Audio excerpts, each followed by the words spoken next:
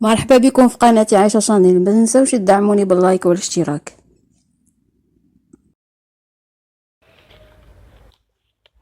رسائل الآنسة جيروشا أبوت إلى السيد سميث صاحب الظل الطويل. 215 قاعة فيرغسون، 24 من سبتمبر.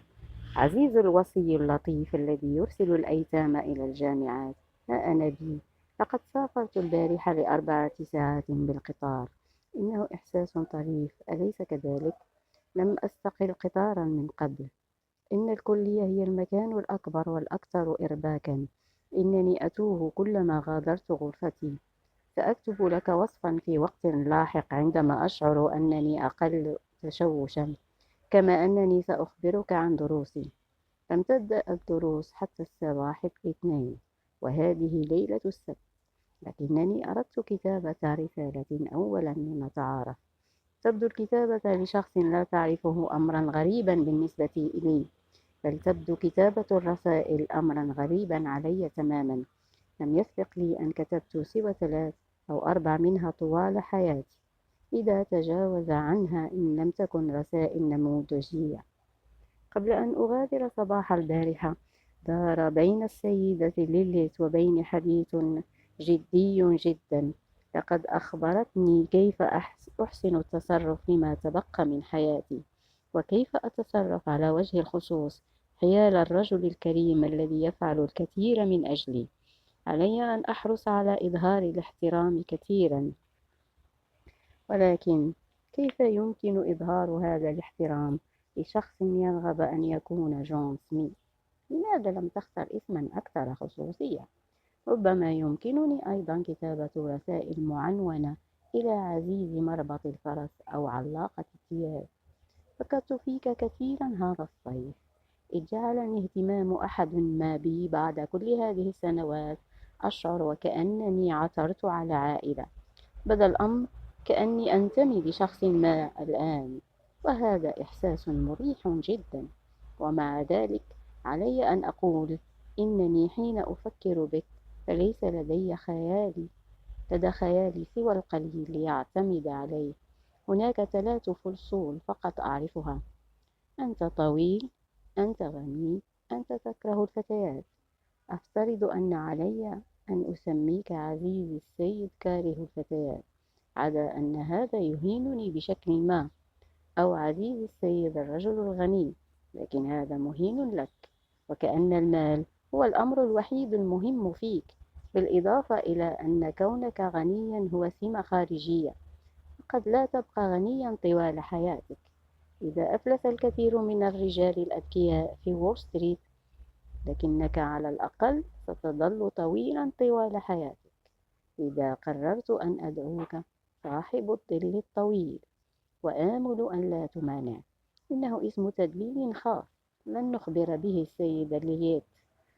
سيقرع جرس 10 بعد دقيقتين. يجزئ قرع أساس يومنا إلى أقسام، فنحن نأكل وننام وندرس وفقا للأجراس. إنه منعش جدا. أشعر أنني حصان يجر عربة إطفاء طوال الوقت. ها قد أطفئت المصابيح. ليلة طيبة. لاحظ كم أطيع الأنظمة بدقة حسب تدريبي في ميتم جون جرير. المخلصة لك باحترام، جيروسا أبوت. إلى السيد صاحب الظل الطويل سميث.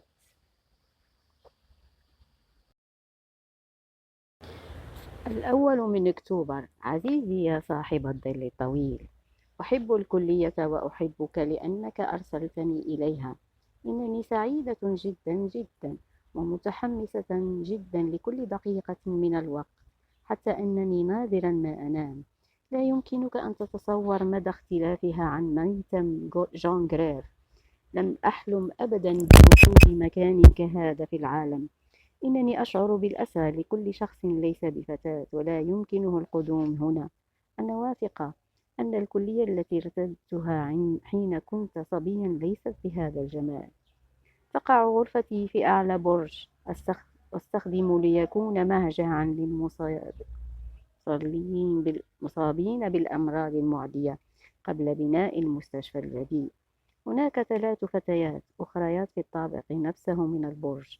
طالبة في الصفوف العليا تضع نظارات وتطلب منا دوما أن نلزم الهدوء من فضلنا، وطالبتان مستجدتان تدعيان سالي ماكبرايت وجوليا روتليرش بندلتون. لسالي شعر أحمر وأنف مرفوع وهي ودودة جدا، أما جوليا فتنحدر من إحدى العائلات الراقية في نيويورك ولم تنتبه لي بعد. إنهما تتقاسمان الغرفة ذاتها، في حين أن لطالبة الصفوف العليا وأنا غرفتان مستقلتان. لا تحصل الطالبات المستجدات عادة على غرفة مستقلة، فهي جميلة جدا، لكني حصلت على واحدة دون أن أطلب. أظن أن مكتب التسجيل رأى أنه ليس من اللائق أن يجعل فتاة حسنة النشأة تسكن مع لقيطة. هناك امتيازات كما ترى. تقع غرفتي في الزاوية الشمالية الغربية ولها نافذتان وإطلالة. إنه لأمر مريح أن تكون وحيدا في غرفة بعد 20 عاما من العيش برفقة زملاء السكن. هذه هي المرة الأولى التي أحظى فيها بفرصة للتعرف إلى جيروش أبوت، وأظنني سأحبها. هل تظن أنك ستفعل؟ الثلاثاء.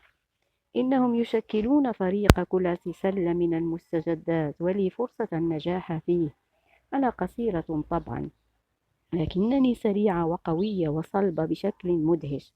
حين تقفز الأخريات في الهواء يمكنني أن أدور تحت أقدامهن وأجذب الكرة. يعني ذلك كثيرا من التدريب الممتع خارجا في الساحة الرياضية بعد الظهر قرب الأشجار بأوراقها الحمر والصفر، وتفوح في الهواء رائحة الأوراق المحترقة، والجميع يضحك ويصرخ. هؤلاء أسعد فتيات رأيتهن في حياتي، وأنا أسعد الجميع. لقد نويت كتابة رسالة طويلة لأخبرك بكل الأشياء التي أتعلمها. قالت السيدة لييت إنك تريد أن تعرف، لكن جرس الساعة 7 قد رن للتوم، وأنا ملزمة بالتوجه إلى الساحة مرتديا ثياب الرياضة في غضون 10 دقائق. ألا تتمنى أن أنضم للفريق؟ المخلصة لك جيروش أبوت. ملاحظة: الساعة 9. أقحمت سالي ماكبرايد رأسها في غرفتي قبل قليل، وهذا ما قالت: أشعر بالحنين إلى البيت حتى أنني لا أستطيع احتماله. هل تشعرين بالإحساس نفسه؟ ابتسمت قليلا وقلت: لا، أظنني أستطيع الشفاء منه. الحنين إلى البيت هو مرض نجوت منه على الأقل. لم أسمع بأحد عانى الحنين إلى الميتم. هل سمعت أنت؟ 10 أكتوبر. عزيزي يا صاحب الظل الطويل، هل سبق لك أن سمعت بمايكل أنجلو؟ لقد كان فنانا مشهورا عاش في إيطاليا في العصور الوسطى. يبدو أن جميع الطالبات في صف الأدب الإنجليزي يعرفنه، وضحك الصف كله لأنني ظننته ملاكا. يبدو اسمه مثل اسم أحد الملائكة، أليس كذلك؟ مشكلتهم في هذه الكلية أنهم يتوقعون منك معرفة الكثير من الأمور التي لم تتعلمها أبدا، وهذا محرج جدا أحيانا.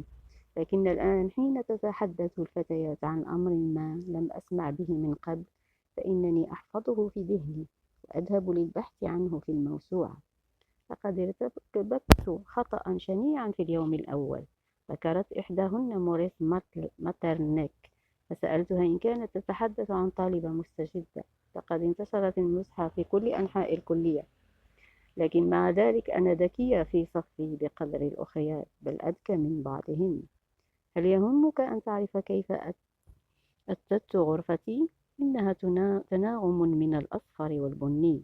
طليت الجدران طلاء لامعا، واشتريت ستائر صفراء من قماش الدنيم القطن، وسائل مقفلة من خشب ماهوغني مستعملا مقابل $3، وكرسيا من الخيزران، وسجادة بنية تتوسطها بقعة حبر. لقد وضعت الكرسي فوق. إن النوافذ عالية جدا، ولا يمكنك أن تطل منها من كرسي عادي. لكنني فككت المرآة ونجدتها من الأعلى ورفعتها مقابل النافذة. إنه الارتفاع مناسب تماما لمقعد قرب النافذة. يمكنك أن تفتح أدراج المكتب مثل سلالم وتصعد فيها. ساعدتني سالي ماكبرايت في اختيار الأشياء في مزاد لطالبات الصفوف العليا. لقد عاشت طوال حياتها في منزلي ولديها معرفة بأمور التأثير. لا يمكنك أن تتصور كم هو مسل أن تتسوق وتدفع بورقة نقدية حقيقية من فئة $5 وتحصل على عمولات نقدية، في حين أنك لم تملك أبدا أكثر من قرش في حياتك. أؤكد لك يا سيدي العزيز أنني أقدر هذه الإعانة كثيرا. سالي هي الشخص الأكثر تسلية في العالم، وجوليا وروتشليت بنتلتون هي الأقل. كم هو غريب هذا المزيج الذي ينتجه مكتب التسجيل فيما يتعلق بشركاء السكن. ترى سالي كل شيء ممتعا بل مضحكا، وجوليا تشعر بالضجر من كل شيء. إنها لا تبذل أدنى جهد لتكون لطيفة، فهي تؤمن أن انتماءها لآل بندلتون حقيقة كافية تتيح لها دخول الجنة دون أي اختبارات. لقد ولدنا جوليا وأنا لنكون أعداء، والآن أظن أنك كنت تنتظر بفارغ الصبر أن تعرف ما أتعلم. هو اللاتينية، الحرب البونيقية الثانية، عسكر هانيبال وقواته قرب بحيرة تيرام سيمينو الليلة الماضية، وقد أعدوا كمينا للرمان، ونشبت المعركة في الساعة 4 صباحا. ثانيا 24 صفحة من الفرسان الثلاثة والتصريف الثالث للأفعال الشاذة. ثالثا الهندسة، أنهينا الأسطوانة وبدأنا بالمخروط. رابعا الإنجليزية، دراسة البيان، يتحسن أسلوبي كل يوم في وضوحه وإيجازه. خامسا علم الوظائف، وصلنا الجهاز الهضمي، سندرس المرارة والبنكرياس في المرة القادمة.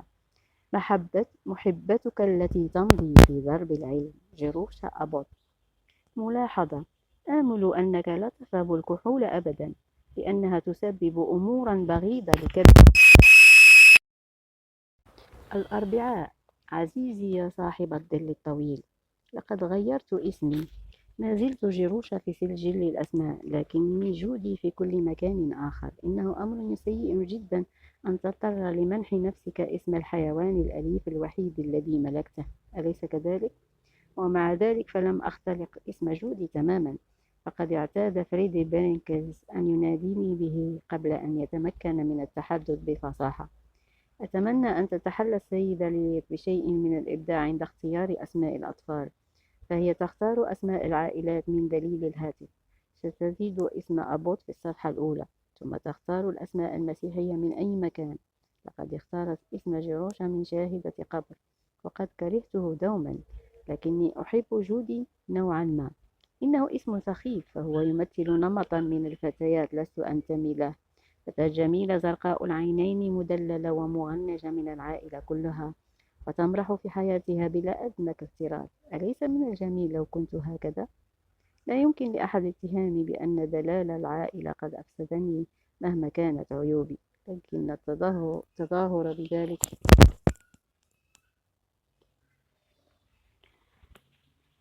التظاهر بذلك ممتع نوعا ما. نادني باسم جودي من فضلك دائما في المستقبل. هل تريد معرفة أمر ما؟ أملك 3 أزواج من القفازات ذات الأصابع. لقد حصلت سابقا على قفازات بلا أصابع من شجرة الميلاد، لكني لم أملك أبدا قفازات حقيقية ب5 أصابع. لقد كنت أخرجها بين الحين والآخر لتجربتها. كل ما أستطيع فعله ألا أرتديها في الصف. جرس العشاء. إلى اللقاء. الجمعة. ما رأيك يا عزيزي؟ قالت معلمة الإنجليزية إن في موضوع الأخير الكثير من الأصالة الغير العادية. لقد قالت ذلك حقا. هذه كلماتها. لا يبدو أن ذلك ممكنا بالنظر إلى الأعوام 18 من التعليم الذي تلقيته. صحيح؟ كان هدف ميتم جون جرير كما تعرف بلا شك، وتؤيد من صميم قلبك تحويل الأيتام 97 إلى 97 توأما. كانت المهارات الفنية المميزة التي أظهرتها قد تكونت في عمر أصغر من خلال رسمي بالطباشير صورا للسيدة ليليت على باب مخزن الحطب.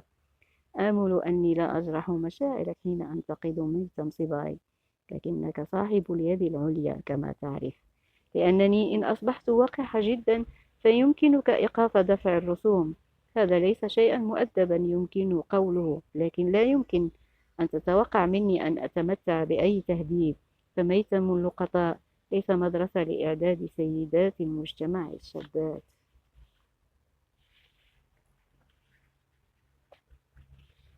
هل تعرف يا عزيزي أن العمل ليس هو ما يصعب علي في الكلية بل اللعب، فأنا لا أعرف ما الذي تتحدث عنه الفتيات نصف الوقت. يبدو أن نكاتهن مرتبطة بمال تقاسمه الجميع سواي.